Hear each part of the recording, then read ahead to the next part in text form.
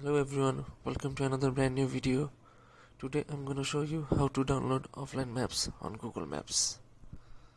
So click on the Google Map.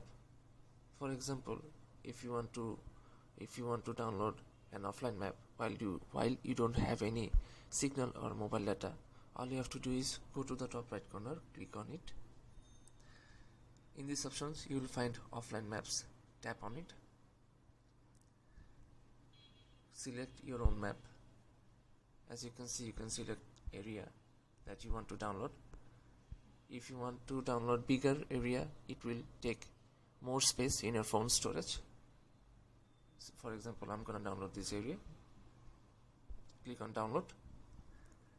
As you can see, it's downloading as map 3. While downloading, you can rename the map as well. As you can see, map 3 is downloaded. Now I can rename it, update it, and delete this offline map as well, and you can use it while you don't have any signal or mobile data. Hope you like this video. If you have any question, write down in the comment section, hit that like button and subscribe. Thank you.